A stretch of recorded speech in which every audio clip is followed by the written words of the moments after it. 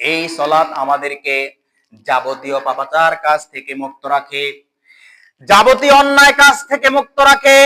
আমরা যখন অন্যায় কাজ করতে যাই, যখন কোনো পাপের কাজ করতে যাই, যখন আমার মধ্যে পরিপূর্ণ সালাত থাকে, তখন আমার মন বারবার আমাকে সিগন্যাল দেয় এটা অন্যায় কাজ, তুমি এটা করিও না, এটা করার জন্য আল্লাহ তাআলা নিষেধ করেছেন। এটা যদি তুমি করো তাহলে তুমি শয়তানের ধোঁকায় পড়ে যাবে।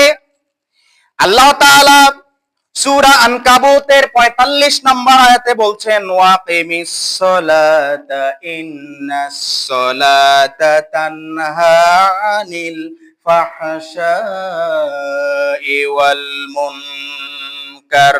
আল্লাহ তাআলা বলছেন তোমরা সালাত কায়েম করো, সালাতকে প্রতিষ্ঠা করো।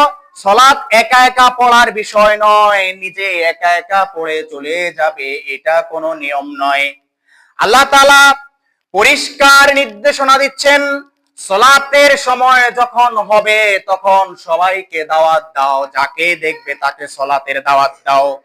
তুমি যখন মসজিদে আসছো, বাড়িতে, পথে যার সাথে দেখা হয় সবাইকে সালাতের দাওয়াত দাও, কারণ সালাত হচ্ছে কায়েম করার বিষয়, প্রতিষ্ঠা করার বিষয়। সালাতবিহীন সমাজের মধ্যে অন্যায় পাপাচার এগুলা রোধ হবে না। এই জন্য সম্মানিত হাজিরিন, আল্লাহ তাআলা পরিষ্কার করে বলে দিয়েছেন সালাত আমাদেরকে কায়েম করতে হবে। সামাজিকভাবে, রাষ্ট্রীয়ভাবে যে ব্যক্তি সালাত আদায় করে, সালাত আদায় করার জন্য নির্দেশ দেয়, তাদেরকে আমাদেরকে ক্ষমতায় নিয়ে আসতে হবে। বেনামাজিকে যদি আপনি ভোট দেন, বেনামাজিকে যদি আপনি ক্ষমতায় নিয়ে আসেন, কিয়ামতের দিন আপনার নেতাও জাহান্নামে যাবে, আপনিও জাহান্নামে যাবেন। নাউজুবিল্লাহ।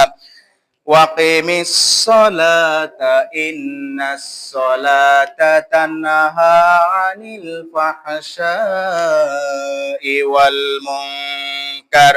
আল্লাহ তাআলা বলছেন নিশ্চয়ই সালাত পাপাচার এবং অন্যায় কাজ থেকে আমাদেরকে বিরত রাখে।